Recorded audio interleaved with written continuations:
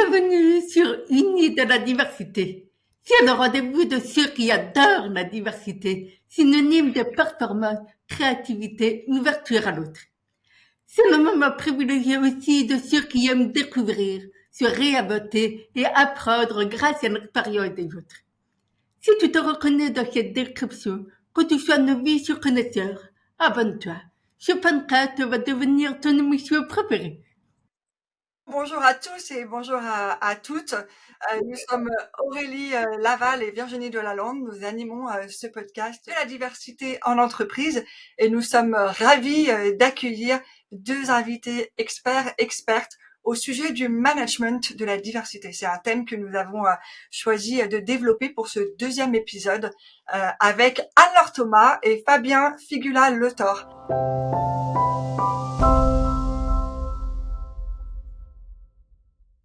Je suis ravie de les présenter. Alors, tu es donc directrice diversité, équité, inclusion chez L'Oréal. Aujourd'hui, tu représentes l'association française des managers de la diversité. Donc, tu es coprésidente de l'AFMD aujourd'hui et c'est un point particulier que j'aimerais mettre en lumière. Tu es très engagée en faveur du handicap et de la parité, notamment entre les hommes et les femmes. Donc, tu œuvres aujourd'hui à travers ces différentes actions.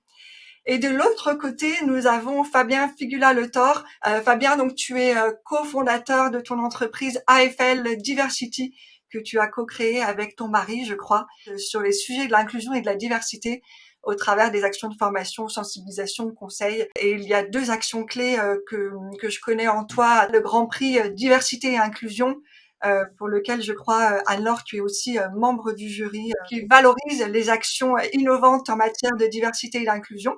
Et puis ce deuxième point clé au regard des actions phares que tu mènes, c'est la fresque de la diversité qui sensibilise justement les leaders, les entreprises sur ces sujets-là. Nous vous remercions vraiment de nous faire l'honneur de votre présence ici. Un grand merci. On est vraiment ravis tous les deux d'être à vos côtés pour ce podcast. Sans plus tarder, on va rentrer dans le vif du sujet. De quoi on parle quand on parle management de la diversité?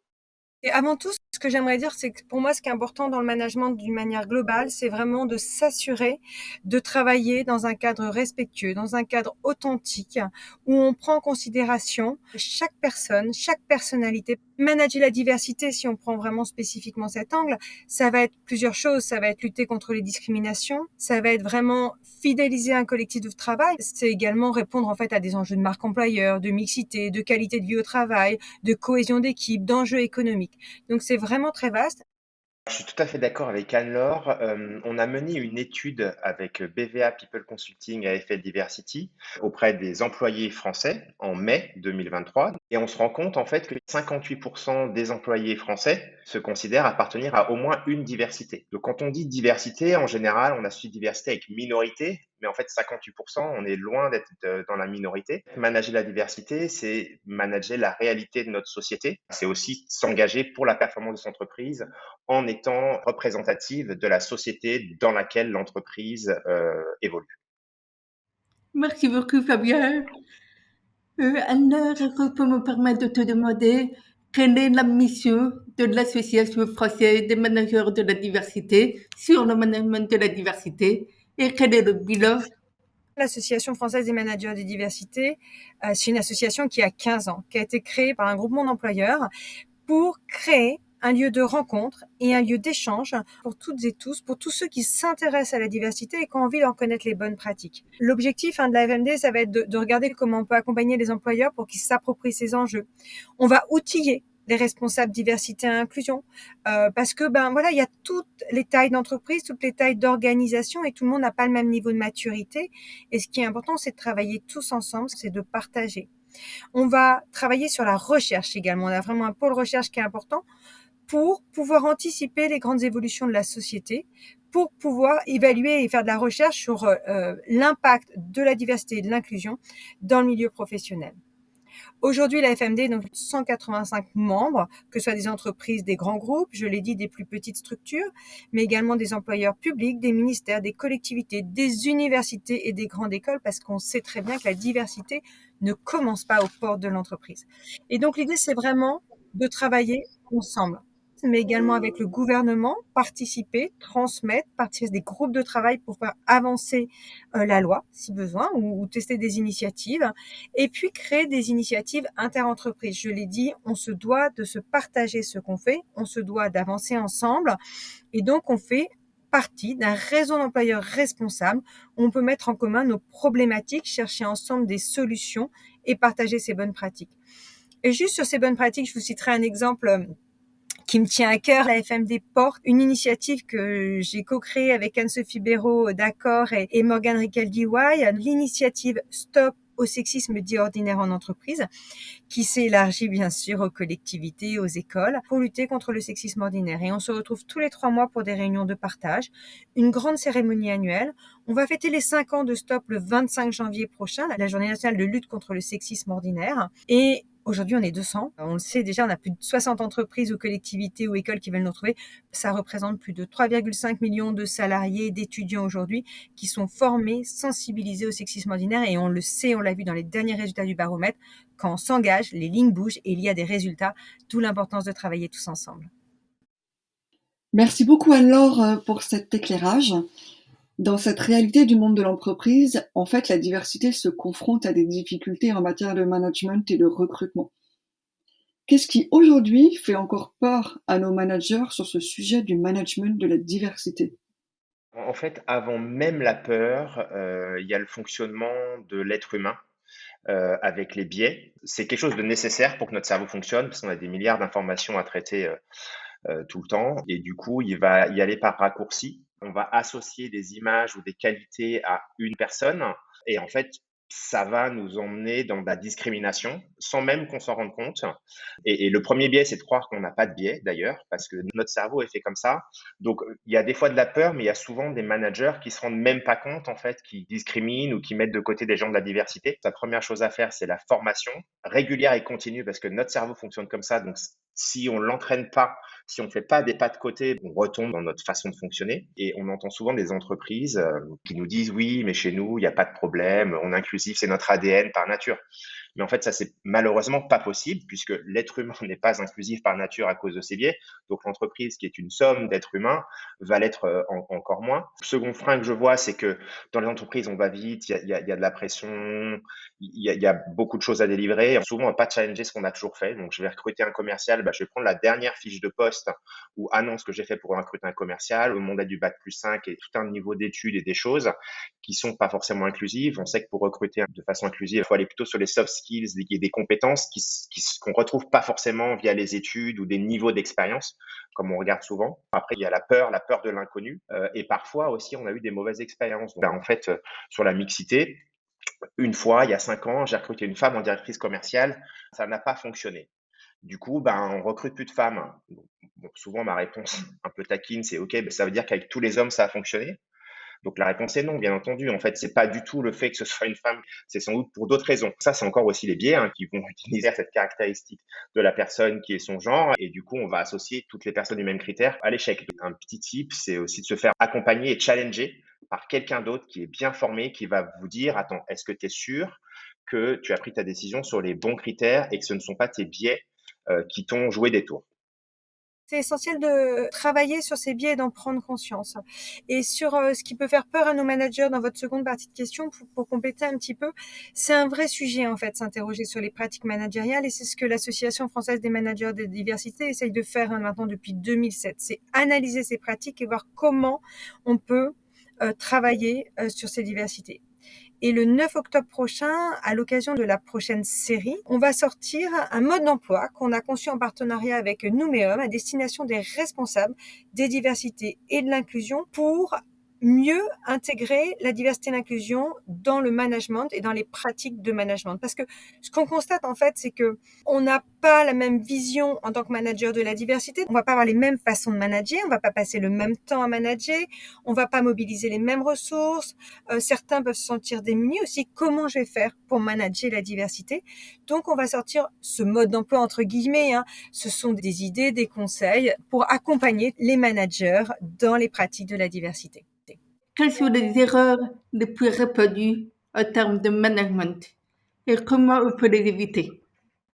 On a fait un focus group pour interroger un petit peu les managers et dans les erreurs qui sont revenues le plus souvent, on a eu l'injonction de devoir agir vite. On est dans un monde où tout va vite, on prend des décisions à la hâte et parfois si ça manque de sens, si ce n'est pas expliqué, ça peut créer des situations d'injustice ou des sentiments d'inégalité de traitement.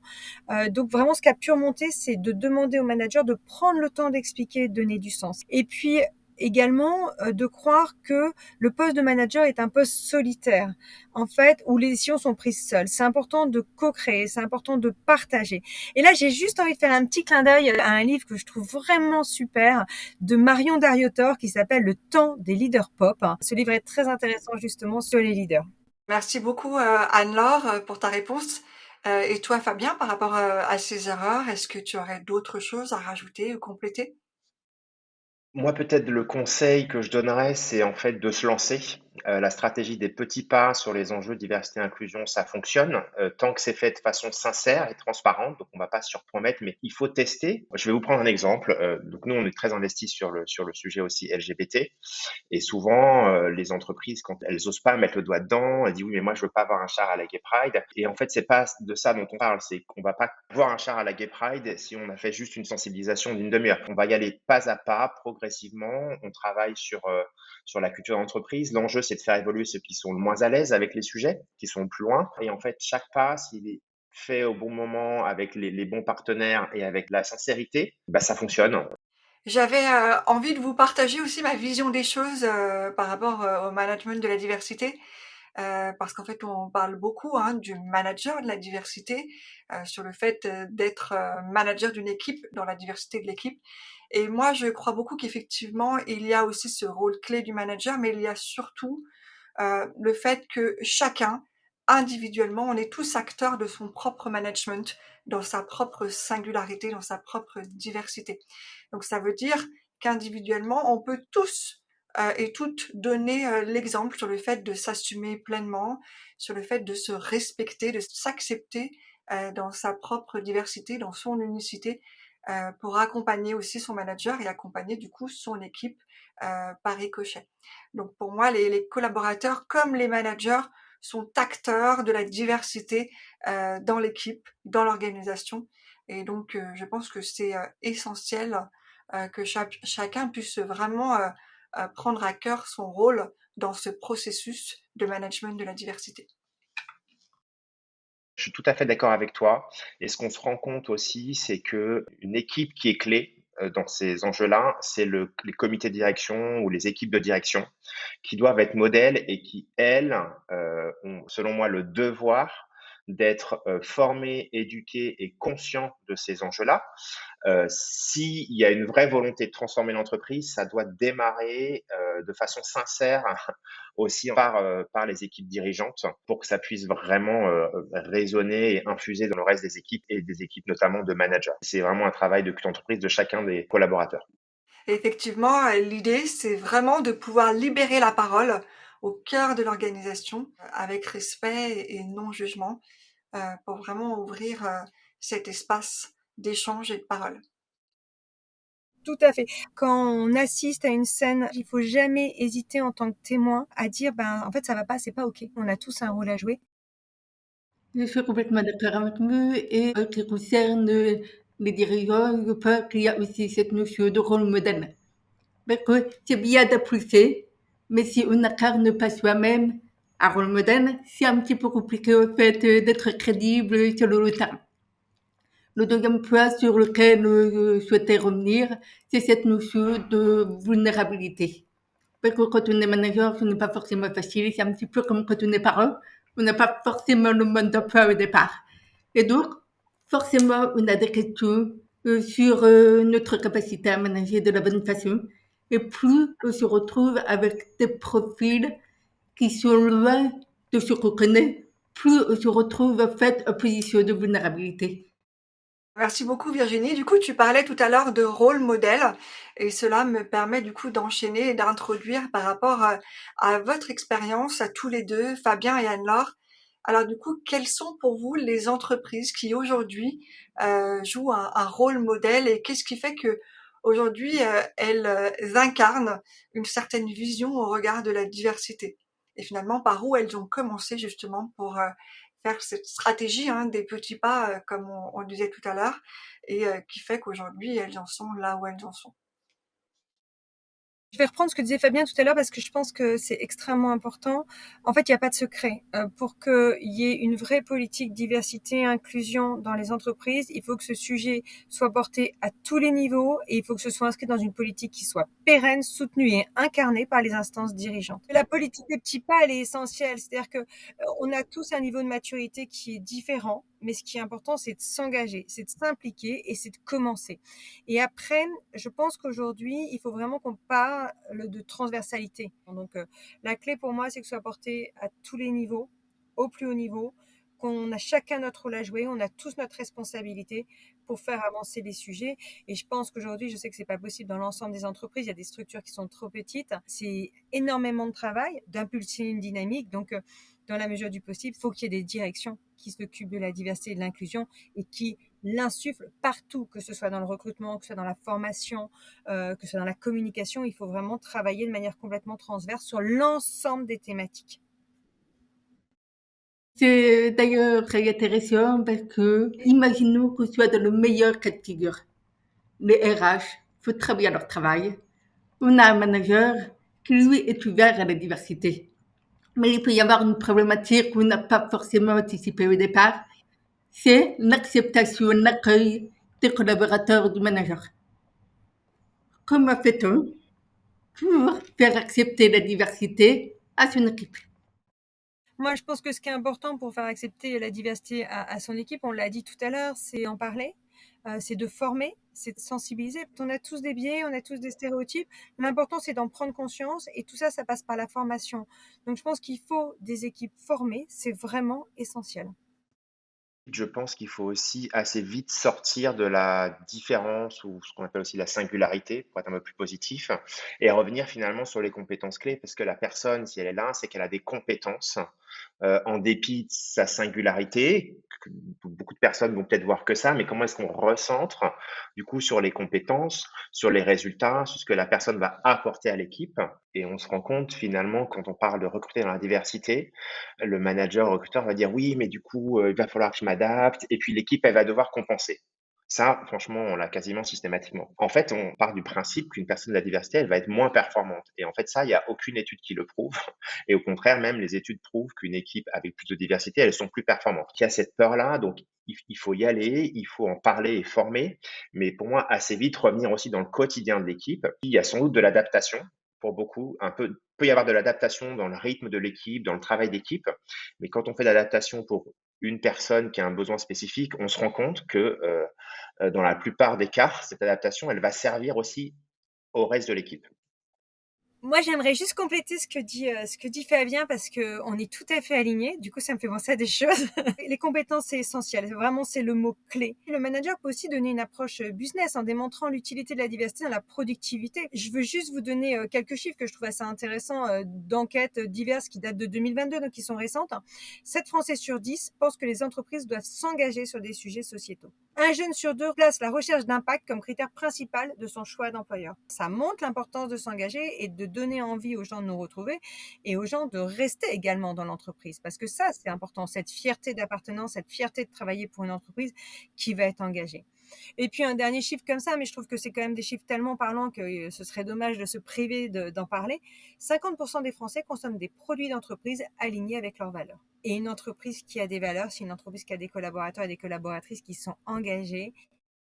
Merci pour ces chiffres parce que ça vient vraiment appuyer des propos. Sinon, se dit au reste de la théorie. Avec le chiffre, c'est indiscutable. J'avais envie de vous partager ce que je crois vraiment être aussi la diversité dans le monde de demain, dans l'entreprise de demain.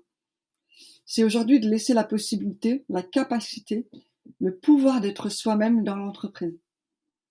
Les dernières études montrent, en matière d'inclusion, qu'environ 70% des collaborateurs ne se sentent pas la capacité à être eux-mêmes dans l'entreprise. Parce qu'en fait, l'entreprise a des normes de conformité, des normes de conformisme, qui font que, encore aujourd'hui, les équipes, les collaborateurs, les managers doivent rentrer dans une forme de moule pour pouvoir s'adapter à la culture, au process, etc.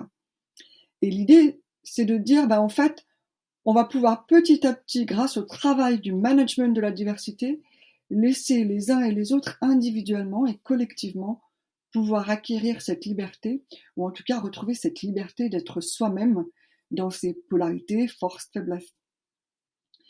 On parlait tout à l'heure de handicap, c'est de se dire, mais finalement, individuellement, moi aussi, j'ai mes zones de fragilité, mes zones de vulnérabilité. Ça fait partie de mon quotidien. Et si aujourd'hui j'acceptais qu'elles font aussi partie de ma vie dans l'entreprise. Donc c'est de pouvoir en fait libérer les tabous autour de cette réalité qui fait qu'on en est là dans son entièreté, avec tout ce qu'on est entre force, faiblesse, compétences, mais aussi zones d'inconfort sur lesquelles on a besoin de travailler et sur lesquelles on a besoin de faire appel à l'autre pour être solidaire, jouer, renforcer ces stades de complémentarité. L'adaptation, en général, on se rend compte qu'elle est pas si énorme que ça. Sans doute peut-être dans l'intégration et la prise de poste, passer un peu plus de temps avec la personne. Mais, j'ai 2 exemples que j'aime bien utiliser. Il y a des équipes, des membres de l'équipe, des familles monoparentales qui avaient décidé qu'ils faisaient pas de réunion avant 9 heures du matin et après 17 heures. Ce qui laissait du coup la possibilité d'arriver après avoir déposé les enfants ou d'aller les chercher, etc. Et en fait, cette solution, elle a bénéficié à 100% de l'équipe. Il y avait des jeunes qui avaient envie d'aller au sport, qui étaient frustrés de ne pas pouvoir. Il y avait des personnes qui disaient, mais en fait, je passe ma journée en meeting sans arrêt, sans pause, et qui du coup n'avaient pas le temps de faire le mail, de dire, en fait, avant 9 heures, après 17 heures, j'ai mon créneau. Donc voilà, donc ça, c'est un exemple d'une solution très pratique et très simple pour une problématique de la diversité, on pourrait dire, et qui sert à tout le monde. Et un autre exemple, c'est une personne que j'avais rencontrée qui était malvoyante et qui s'était accordé avec l'équipe qu'en fait, avant chaque meeting, ils envoyaient un ordre du jour avec des points clés et qu'ils essayaient de ne pas faire de slides ou le moins possible, où tout le monde avait le temps de bien préparer, qu'il y avait des réunions beaucoup plus efficaces parce que personne n'était sur son ordinateur à faire autre chose, mais était vraiment là parce que tout se passait dans l'oral et pas dans l'écrit. Et après, voilà, donc il y avait un système de notes. Donc tout ça, ça avait bénéficié vraiment à la performance globale et générale de l'équipe. Voilà, donc ça, c'est 2 exemples qui, moi, m'ont marqué parce que, voilà, on le fait pour la diversité. Ça peut sembler être un effort d'adaptation, mais au final, tout le monde en bénéficie. Je te retrouve complètement, Fabien. En fait, les expériences de chacun, de chacune, ça nourrit ce collectif et ça nourrit les projets et ça les rend que plus complets, que plus riches, avec des angles et des points de vue qui sont différents. Et donc, c'est ça l'inclusion et c'est ça qui est important. Et je peux également témoigner à titre personnel, quand je travaillais en entreprise, il y avait un aménagement de poste pour me permettre de téléphoner, de suivre les réunions. Et pour les réunions, il y avait la retranscription écrite de toute la réunion. Et j'avais pris l'habitude de la partager avec mon équipe, qui fait que j'étais également intéressée pour le suivi des projets, parce que ça nous permettait de nous rappeler un point ou un autre, et ça permettait aux absents de ne rien louper des informations importantes qui avaient été partagées. Du coup, au gré de vos expériences en entreprise et des accompagnements d'entreprise, est-ce qu'il y a une histoire qui vous a le plus marqué, dont vous voudriez témoigner aujourd'hui? Alors, j'y vais, Fabien, parce que ça fait vraiment lien avec ce qu'on vient de dire. Là, c'est vraiment du personnel en dehors de la FMD. Tout à l'heure, on parlait de libérer la parole. Je remercie à chaque fois les personnes qui témoignent dans toutes les entreprises, parce que témoigner, ça va libérer la parole pour d'autres. Pour ceux qui vont pas oser en parler, ils vont se dire, ah, mais tiens, mais un tel est concerné. On peut se sentir moins seul et ça peut, pour certaines personnes, leur donner envie tout simplement d'en parler. On n'est pas obligé de parler de sa vie privée, on peut être de son handicap ou de son orientation sexuelle, mais ça peut juste être le lundi matin, éviter de changer mon ami avec ma copine, tout simplement. Il y avait cette campagne aux Zetro qui est une campagne sur le handicap pour libérer la parole.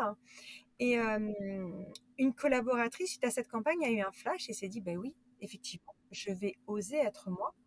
Et à son entretien annuel, elle a dit, mais en fait, je suis une femme. Donc, toute l'entreprise l'a accompagnée dans sa transition.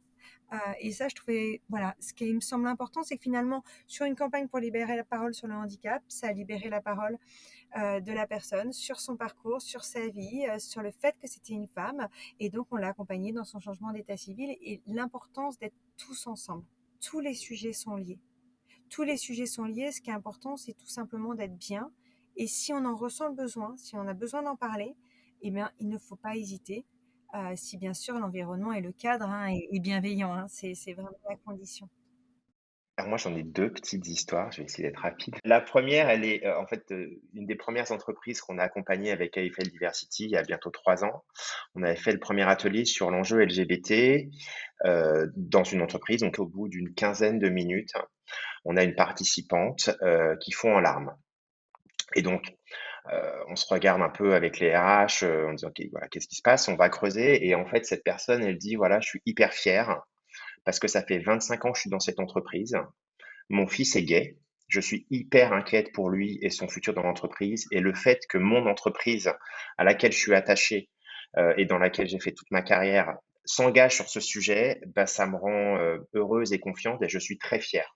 Donc ça, c'est des moments où l'humain arrive, voilà, vraiment dans l'entreprise et des belles histoires sortent, mais en fait, ça ne concerne pas que les personnes, concernées.